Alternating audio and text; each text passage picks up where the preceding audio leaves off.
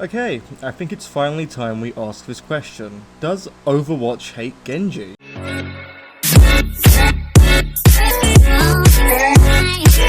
If you've been following the balance updates over the years, it feels like Genji has been one of the most consistently nerfed heroes in the entire game. Now, every time he starts to feel good, every time you see a couple Genjis popping off in ranked or on stream, boom, Blizzard will swing the nerf hammer down on him. And the most recent example, they went straight for one of his core abilities, Deflect, mid-season. They upped the cooldown from 8 seconds to 10 seconds. Now, if you don't play Genji, you might be thinking, hey, that's 2 seconds, it doesn't sound like much. But for a character that relies on mobility and perfect timing to survive, those 2 seconds genuinely do feel like a lifetime. Look, Deflect isn't just a gimmick ability, it's Genji's panic button, and when you're standing there exposed, waiting longer while Cassidy's magnetic grenade or Widow's headshot is lined up perfectly for you, that's not just a small adjustment. It's a huge blow to how Genji plays in actual matches.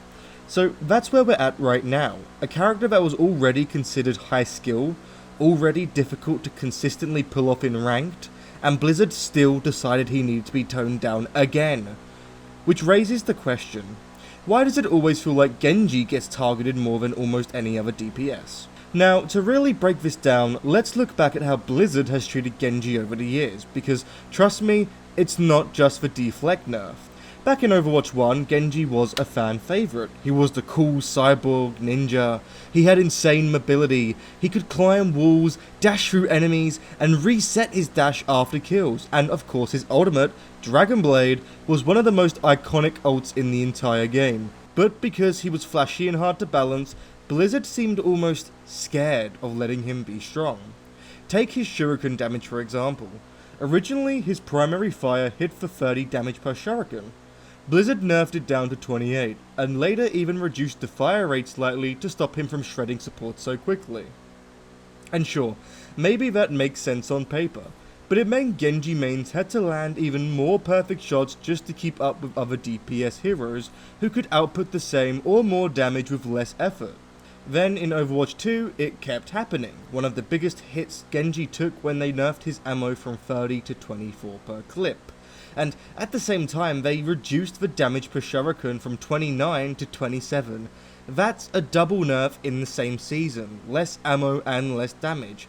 Suddenly, your margin for error was tiny. Miss a couple of shurikens, and you're basically useless in a fight. And, of course, Dragon Blade itself has been touched multiple times. They increased its ultimate cost by 15%, making it harder to even build in a match, and this was after years of players already saying it was one of the most easily countered ults in the game. Like, you have to dive in with zero range, commit your entire kit, and hope you don't get shut down by a single stun, sleep dart, or boop. And Blizzard's response wasn't to make it more rewarding, but to make it take longer to earn. So, when you stack all these changes together, the ammo nerf, the damage nerfs, the ult charge nerf, and now the deflect cooldown nerf, it paints a pretty clear picture. Genji doesn't just get balanced like other DPS, he gets overcorrected, and the end result is a hero that feels way harder to succeed than most of the roster. Now, these statistics shocked me when I found out, and I don't even want to read them, but to put it into perspective, if we actually look at Genji's patch notes across Overwatch 1 and 2, he's received way more nerfs than buffs. By my own count, Genji has been nerfed about 12 different times, compared to only about 4 meaningful buffs.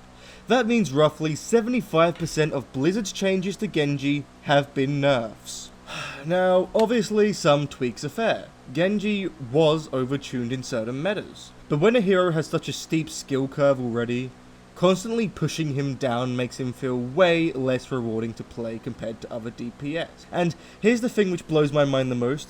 Blizzard obviously dropped this Persona 5 collab, and would you guess who one of the featured characters are? Well, it's Genji as Skull. You'd think if they want people to play that, hyped up skin and buy it, they'd make Genji feel fun and rewarding to play, right? But instead, mid-season they nerf him again.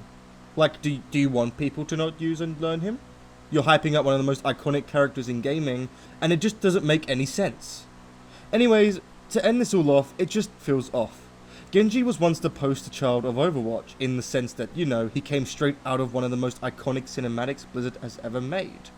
He was stylish, powerful, and basically a fan favourite from that cinematic alone. Now he's been reduced to be seen as nothing more than a feeder DPS in quickplay or comp. It's honestly sad to watch a hero who used to define the game's identity back all the way then get left behind like this.